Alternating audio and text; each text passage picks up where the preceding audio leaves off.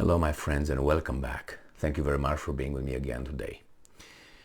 However, we may try to turn it, twist it, roll it, all that, we can't find an acceptable answer or a positive answer to what happened to the Engels air base, the airfield where the Russians are keeping some of their nuclear strategic aircraft.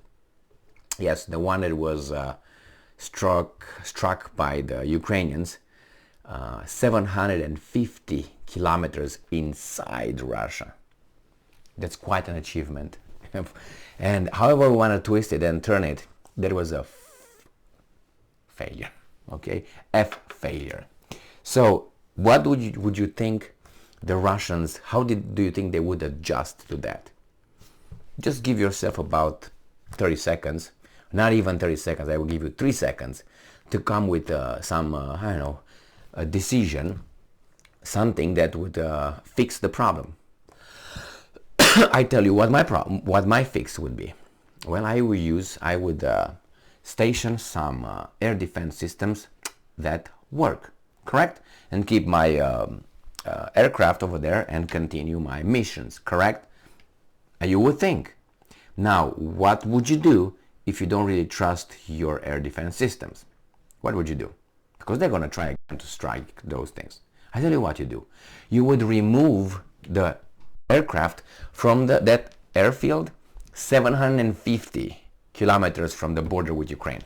That's what you would do if you know your air defense systems would not work the way you want it, or at all, or to your standards. Because you don't want to take a chance. All right, and that's exactly what Russia is doing right now. Have you ever heard a dog running and crying with a tail between his legs? That's how I see Russia in this context. However, I want to turn it and twist it. They were blown by the Ukrainians at such a big distance. Can you imagine that? I can't allow myself. Okay, I can't allow myself. That's why when this guy being both sides, tell me about the new laser weapons, the new smart invisible planes. I don't believe anything. For this reason, when they say, the mighty S-300s or mighty S-400 or 500s, or they tell me about the Patriot or whatever. Yeah. Okay, thank you very much. So let's read this article here, and this comes from obviously the New Voice of Ukraine, who these guys are obviously for good reasons celebrating this situation. This article comes from today, December 30th, 2022. Russians reduce presence of strategic aircraft at Engels base, satellite imagery. Now, I don't know if they got them in a mission or they removed them and placed them somewhere else because they're weasels. I don't know, but that shows me weakness, doesn't show me strength whatsoever. Russians were forced to significantly reduce their long-range aviation activity at Engels after explosions at the local airfield, according to satellite imagery, the Drive portal reported on December 29th. And I'm quoting, "New satellite imagery of Engels Air Base, located deep within Russia from December 29th, shows that repeated Ukrainian attempts to strike the air base, as well as the arrival of cold weather conditions, appears to have led to a significant reduction in activity. Only 11 bombers are present, down from 26 on November 29, the assessment said." Now, maybe it's the weather correlated or whatever with the attacks. Now, I don't know why Engels is the guy who co-wrote the Communist Manifesto with, what's his name, Karl Marx. Is that the same guy? And if it is, why is it still the name of that base? I mean, after all, there was bullshit, that ideology. But hey, I'm not saying you should remove them like these idiots here are removing the Confederate names and statues. I mean, you know. I understand those guys, if they would do it for the ideology, being the same kind of people, if you know what I mean. But here is a different kind of war. That some groups are told, you just relax, you just take it easy, don't react, because the other ones are going to take over. And then they're going to be better than you. Really? If someone was, how should I put it, abused, do you think that person is going to be nicer with the abuser, so-called? Well, just read some psychological studies and you're going to find that the opposite is true. The one who was abused is going to fuck the other ones, regardless if those are the abusers or not, will tend to abuse more than the ones who never abused. Psychological facts, not me, studies, go and check them out. All right, recent snowfall at Engels also betrays the inactivity of some aircraft, while 5 Tupolev 95 bears are visibly de-iced and parked on cleared aprons and taxiways. 4 others remain covered in snow. The 2 remaining Tupolev 160 blackjack bombers appeared covered in snow as well, though at least one of them shows signs of having its apron cleared of snow, possibly to provide safe access to the taxiways.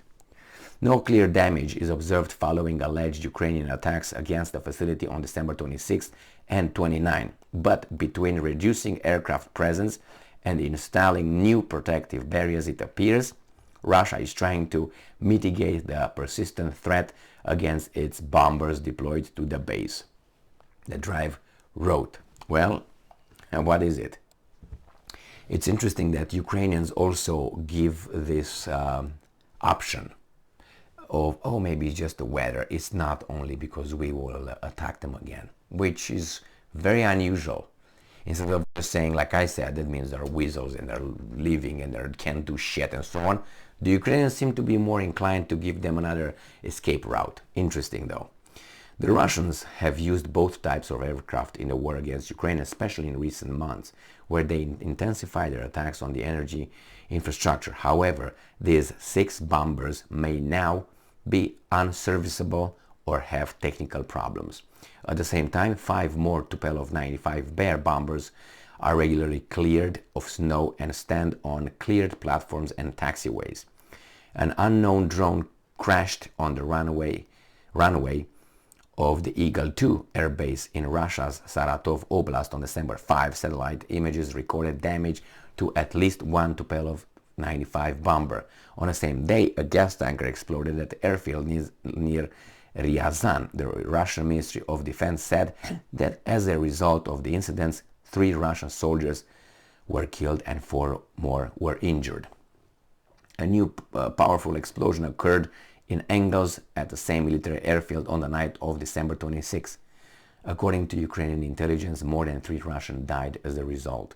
Yuri Ignat, Air Force Command spokesperson, called the December 26 explosion, and I'm quoting, the consequences of Russian aggression, end quote. He also reported that in connection with the incidents, Russia has redeployed its strategic aviation. This is it. Where did you move them to? To Hawaii, where it's warmer and not gonna get ice on, or what? I don't know.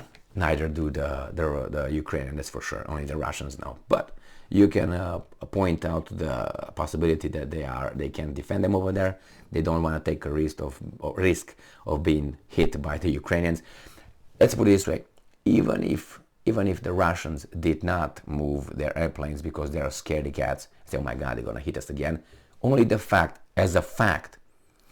that the Ukrainians were capable of hitting those bases this deep inside Russia is very concerning, very concerning. So I still keep my claim about S-300s and S-400s. Anyway, that's the way it is, and it's gonna happen again. And if they hit so deep, they can just go a little bit northeast and hit Moscow if they really want to set an example. Excuse me. We'll find out. And then Russians are going to say what? Are they going to move Putin to Vladivostok or something? And they're going to be hit from Alaska, from Fukushima or something. or Fukuyama. Anyway, thank you very much for being with me again today. Stay strong, stay smart, look for the truth, and be just.